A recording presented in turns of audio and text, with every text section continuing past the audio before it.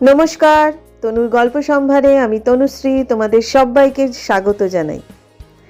আমার আজকের নিবেদন লেখক সুকুমার রায়ের ছোট গল্প নাপিত পণ্ডিত। গল্পটা শোনার অনুরোধ রইল। যদি ভালো লাগে লাইক করে দিও এবং তোমাদের পরিচিত ও প্রিয়জনদের সাথে শেয়ার করো। তাহলে শুরু করছি সুকুমার রায়ের ছোট গল্প নাপিত পণ্ডিত।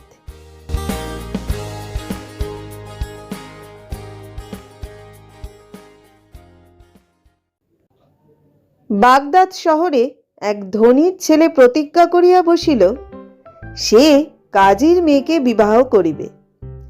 কিন্তু প্রতিজ্ঞা করা যত সহজ, কাজটা তত সহজ নয়। সুতরাং কিছুদিন চেষ্টা করিয়াই সে বেচারা একেবারে হতাশ হইয়া পড়িল।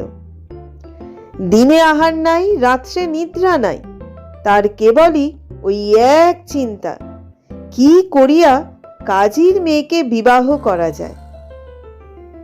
বিবাহের সবচাইতে বড় বাধা কাজী সাহেব স্বয়ং। সকলেই বলে, বাপু হে, কাজী সাহেবের স্পর্ধার কথা জানতে পারলে তোমার একটা হার আস্ত রাখবেন না। বেচারা কি করে, ক্রমাগত ভাবিয়া চিন্তিয়া সে রীতিমতো জ্বর আনিয়া ফেলিল। বন্ধু বান্ধব বলিতে লাগিল, ছোকরা বাঁচলে হয়। ইহার মধ্যে হঠাৎ একদিন এক বুড়ি আসিয়া খবর দিল, বিবাহের সমস্তই ঠিক। কাজী সাহেবকে না জানাইয়াই এখন চুপচাপ বিবাহটা হইয়া যাক, তারপর সুবিধা মতো তাহাকে খবর দেয়া যাইবে। তখন তিনি গোল করিয়া করিবেন কি।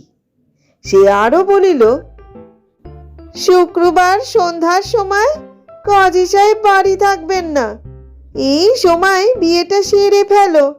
কিন্তু খবরদার, কাজী সাহেব জানি সব কথার বিন্দু মাত্র জানতে না পারেন। শুক্রবার দিন ভোর না হইতে বর বেচারা হাত মুখ ধুইয়া প্রস্তুত। সন্ধ্যা পর্যন্ত তাহার আর সবুর সয় না। দুপুর না হইতেই সে চাকরকে বলিল, একটা নাপিত ডেকে আন, এখন থেকে পরিষ্কার পরিচ্ছন্ন হয়ে থাকি। চাকর তাড়াতাড়ি কোথা হইতে এক নাপিত আনিয়া হাজির করিল। নাপিত আসিয়াই বরকে বলিল, আপনাকে বড় কাহিল দেখছি, যদি অনুমতি করেন তো ছুরি দিয়ে বাঁ হাতের একটুখানি রক্ত ছাড়িয়ে দিই, তাহলেই সমস্ত শরীরটা ঠান্ডা বোধ করবেন। বর বলিল, না হে, তোমাকে চিকিৎসার জন্য ডাকি নাই, আমার দাড়িটা একটু চটপট কামিয়ে দাও দেখি। নাপিত তখন তাহার সরঞ্জামের থলি খুলিয়া অনেকগুলা খুর বাহির করিল। তারপর প্রত্যেকটা খুর হাতে লইয়া বারবার পরীক্ষা করিতে লাগিল। এইরূপে অনেক সময় নষ্ট করিয়া সে একটা বাটির মতো কি একটা বাহির করিল। বর ভাবিল, এইবার বাটিতে জল দিয়া কামানো শুরু করিবে। কিন্তু নাপিত তাহার কিছুই করিল না। সে অদ্ভুত একটা কাঁটা কম্পাসের মানযন্ত্র লইয়া ঘরের বাহিরের উঠানের মাঝখানে গিয়া সূর্যের গতিবিধির কিসব হিসাব করিতে লাগিল। তারপর আবার গম্ভীরভাবে ঘরে আসিয়া বলিল, মহাশয়, হিসাব করে দেখলাম এই বৎসর এই মাসে এই শুক্রবারের ঠিক এই সময়টি অতি চমৎকার শুভক্ষণ, দাড়ি কামাবার উপযুক্ত সময়। কিন্তু আজ মঙ্গল বুধ গ্রহ সংযোগ হওয়াতে আপনার কিছু বিপদের সম্ভাবনা দেখছি। কাজের সময় এরকম বক বক করিলে কাহার না রাগ হয়। বিবাহার্থী ছোকরাটি রাগিয়া বলিল, বাপু হে, তোমাকে কি বক্তৃতা শোনাবার জন্য না জ্যোতিষ গণনার জন্য ডাকা হয়েছে? কামাতে এসেছ, কামিয়ে যাও। কিন্তু নাপিত ছাড়িবার পাত্রই নয়। সে অভিমান করিয়া বলিল, মশাই, এইরকম অন্যায় রাগ আপনার শোভা পায় না। আপনি জানেন আমি কে? আপনি কি জানেন যে বাগদাদ শহরে আমার মতো দ্বিতীয় আর কেউ নাই? আমার গুণের কথা শুনবেন। আমি একজন বিচক্ষণ চিকিৎসক। রসায়ন শাস্ত্রে আমার অসাধারণ দখল। আমার জ্যোতিষ গণনা একেবারে নির্ভুল। নীতিশাস্ত্র, ব্যাকরণ শাস্ত্র, তর্কশাস্ত্র এই সমস্তই আমার কণ্ঠস্থ। জ্যামিতি থেকে শুরু করে বীজগণিত, পাটিগণিত পর্যন্ত গণিত শাস্ত্রের কোনো তথ্যই জানতে বাকি রাখিনি। তার উপর আবার আমি একজন পাকা দার্শনিক পণ্ডিত। আর আমি যে সকল কবিতা রচনা করি, সমজদার লোকের মুখে তার সুখ্যাতি আর ধরে না। নাপিতের এই বক্তৃতার দৌড় দেখিয়া ছোকরাটি ভীষণ রাগের মধ্যেও হাসিয়া ফেলিল। সে বলিল, তোমার বক্তৃতা শুনবার ফুরসত আমার নাই। তুমি কামানো শেষ করবে কিনা বলো, না করো চলে যাও।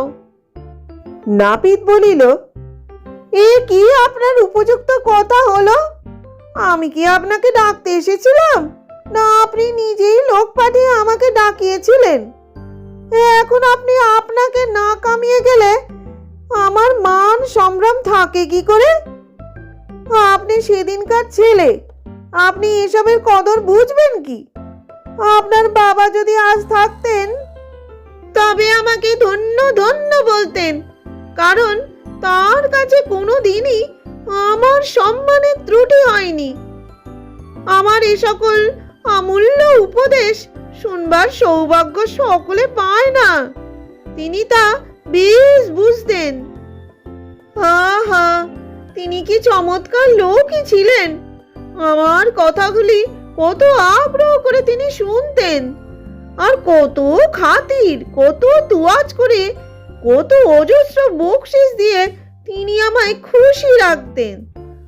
আপনি তো সেসব খবরই রাখেন না। এই রকম বক্তৃতায় সে আরো আধ ঘন্টা সময় কাটাইয়া দিল। এদিকে বেলাও বাড়িতেছে, বিবাহের জন্য প্রস্তুত হইতে হইবে। কাজেই বর একেবারে সপ্তমে চড়িয়া বলিল, তুমি যাও যাও, তোমায় কামাতে হবে না। নাপিত তখন তাড়াতাড়ি খুর লইয়া কামাইতে শুরু করিল, কিন্তু খুরের 2-4 টান দিয়াই সে আবার থামিয়া বলিল, মশাই, ওরকম রাগ করা ভালো নয়। ভেবে দেখুন, জ্ঞানী গুণে বয়সে সব বিষয়ে আপনি ছেলে মানুষ। তবে অবশ্যই আপনার যেরকম তাড়া দেখছি, তাতে বোধহয় আপনি আজকে একটু বিশেষ ব্যস্ত আছেন। এইরকম ব্যস্ততার কারণটা কি জানতে পারলে আমি সমস্ত ব্যাপারটা বুঝে ঠিক ভালো মতো ব্যবস্থা করতে পারি। এই বলিয়াই সে আবার তাহার মানযন্ত্র লইয়া হিসাব করিতে লাগিল। যতই তাড়া দেয়া যায় ততই সে বলিল, এই হিসাবটা হলো বলে। তখন বেগতিক দেখিয়া বর বলিল, আরে ব্যাপারটা কিছু নয়, আজ রাত্রে আমার এক জায়গায় নিমন্ত্রণ আছে, তাই বড় তাড়াতাড়ি। এই কথা শুনিবা মাত্র নাপিত একেবারে মাথায় হাত দিয়া বসিয়া পড়িল। সে বলিল, ভাগ্যিস মনে করিয়ে দিলেন, আমার বাড়িতেও যে আজ 6 জন লোককে নিমন্ত্রণ করে এসেছি। তাদের জন্য তো কোনো রকম বন্দোবস্ত করে আসিনি। এখন মনে করুন, মাংস কিনতে হবে, রাতবার ব্যবস্থা করতে হবে, মিঠাই আনতে হবে। কখন বা এসব করি, আর কখনই বা আপনাকে কামাই। বর দেখিল আবার বেগতিক। সে নিরুপায় হইয়া বলিল, দোহাই তোমার, আর আমায় ঘাঁটিও না। আমার চাকরকে বলে দিচ্ছি, তোমার যা কিছু চাই আমার ভাড়ার থেকে সমস্তই সে বার করে দেবে। তার জন্য তুমি মিথ্যে ভেবো না। নাপিত বলিল, এ তো চমৎকার কথা। দেখুন, হামামের মালিশওয়ালা জানতো, আর ওই যে কড়াইশুঁটি বিক্রি করে, শালি, আর ওই সিম বেচে সালৌত, আর আখের তরকারি, আর আবু মেকারেজ ভিস্তি, আর পাহারাদার কাশেম, এরা সবাই ঠিক আমার মতো আমুদে। এরা কখনো মুখ হাঁড়ি করে থাকে না, তাই এদের আমি নিমন্ত্রণ করেছি। আর এদের একটা বিশেষ গুণ যে এরা ঠিক আমারই মতো চুপচাপ থাকে, বেশি বক বক করতে ভালোবাসে না। এক একজন লোক থাকে, তারা সব সময় বকর বকর করছে, আমি তাদের দু চোখে দেখতে পারিনি। এরা কেউ সেরকম নয়, তবে নাচতে আর গাইতে এরা সবাই ওস্তাদ। জানতো কিরকম করে নাচে দেখবেন, ঠিক এই রকম। এই বলিয়া সে অদ্ভুত ভঙ্গিতে নৃত্য বিকট সুরে গান করিতে লাগিল। কেবল তাহাই নয়, ওই 6 জন বন্ধুর মধ্যে প্রত্যেকে কিরকম করিয়া নাচে ও গায় তাহার নকল দেখাইয়া তবে সে ছাড়িল। তারপর হঠাৎ সে খুঁট টুর ফেলিয়া ভাঁড়ার ঘরে চাকরের কাছে তাহার নিমন্ত্রণের ফর্দ দিতে ছুটিল। বর ততক্ষণে আত কামানো অবস্থায় খেপিয়া পাগলের মতো হইয়াছে, কিন্তু নাপিত তাহার কথায় কানও দেয় না। সে গম্ভীরভাবে ঘরের হাঁস মুরগি তরি তরকারি হালুয়া মিঠাই সব বাছিয়া বাছিয়া পছন্দ করিতে লাগিল। তারপর আরো অনেক গল্প আর অনেক উপদেশ শুনাইয়া অতি ধীর মেজাজে 4.5 ঘণ্টায় সে তাহার কামানো শেষ করিল। আর যাইবার সময় বলিয়া গেল, দেখুন, আমার মতো এমন বিজ্ঞ, এমন শান্ত, এমন অল্পভাষী হিতৈষী বন্ধু আপনি পেয়েছেন, সেটা কেবল আপনার বাবার পুণ্যে। আজ হতে আমি আপনার কেনা হয়ে রইলুম। নাপিতের হাত হইতে উদ্ধার পাইয়া বর দেখিল আর সময় নাই। সে তাড়াতাড়ি বিবাহ করিতে বাহির হইল। লোকজন সঙ্গে লইল না এবং কাহাকেও খবর দিল না, পাছে কথাটা কোন গতিকে কাজী সাহেবের কাছে ফাঁস হইয়া যায়। এদিকে নাপিত কিন্তু নিশ্চিন্ত থাকে নাই। সে কেবল ভাবিতেছে, না জানি সে কিরকম নেমন্তন্ন, যার জন্য সে এমন ব্যস্ত যে আমার ভালো ভালো কথাগুলো পর্যন্ত শুনতে চায় না। ব্যাপারটা দেখতে হচ্ছে। সুতরাং বর যখন সন্ধ্যার সময় বাহির হইল, নাপিত তাহার পিছন পিছন লুকাইয়া চলিল। বর সাবধানে কাজীর বাড়ি হাজির হইয়া খবর লইল যে কাজী সাহেব বাড়িতে নাই। এদিকে সব আয়োজন প্রস্তুত, তাড়াতাড়ি বিবাহ সারিতে হইবে। দৈবাৎ যদি কাজী সাহেব আসিয়া পড়েন, তাহার জন্য ছাতের উপর পাহারা বসানো হইল। তাহাকে আসিতে দেখিলেই সে চিৎকার করিয়া সংকেত করিবে এবং বরকে খিড়কি দরজা দিয়া পলাইতে হইবে। এদিকে কিন্তু হতভাগা নাপিতটা বাড়ির বাইরে থাকিয়া যে আসে তাহাকেই বলে, তোমরা সাবধানে থেকো, আমাদের মনিবটি কেন জানি এই কাজীর বাড়িতে ঢুকেছেন, তার জন্য আমার বড় ভাবনা হচ্ছে। বিবাহ আরম্ভ না হইতেই মুখে মুখে এই খবর রটিয়া বাড়ির চারিদিকে ভিড় জমিয়া গেল। তাহা দেখিয়া ছাতের উপরে সেই পাহারাদার ব্যস্তভাবে ডাক দিয়া উঠিল।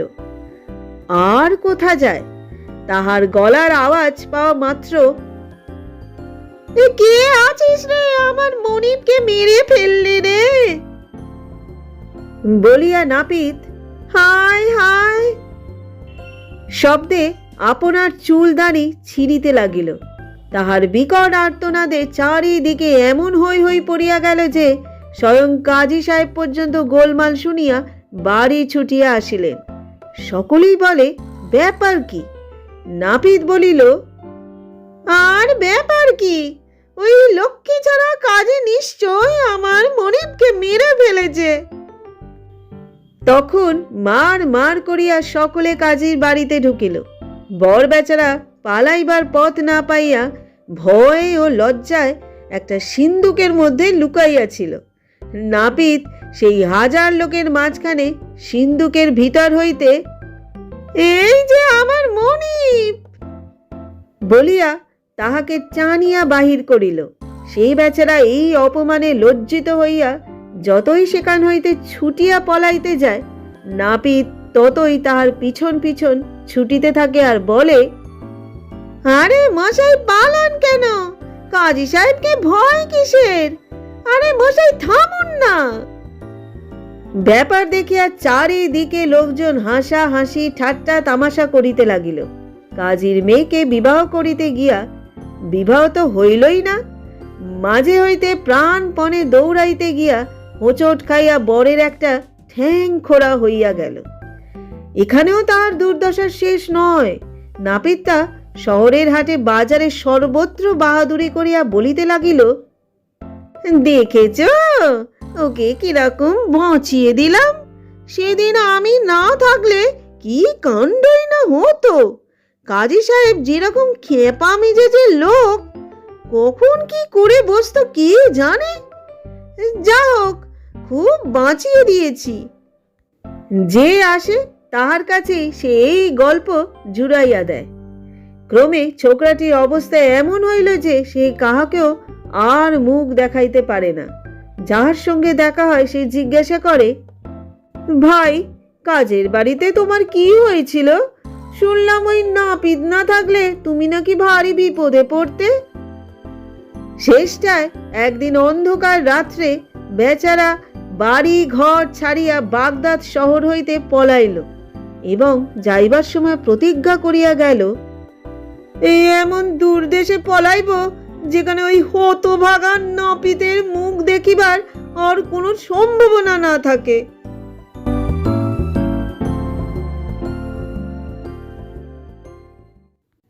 এতক্ষণ তোমরা শুনলে সুকুমার রায়ের একটি ছোট মজার গল্প, নাপিত পণ্ডিত।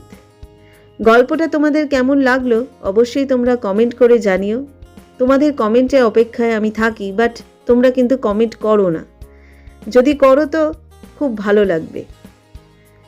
যারা এখনো পর্যন্ত আমার চ্যানেলটাকে সাবস্ক্রাইব করোনি, যদি যোগ্য মনে হয় তাহলে আমার চ্যানেলটাকে সাবস্ক্রাইব করে দিও এবং পাশে থাকা বেল আইকনটি ক্লিক করে দিও, যাতে নতুন গল্পের সমস্ত নোটিফিকেশন তোমাদের কাছে পৌঁছয়।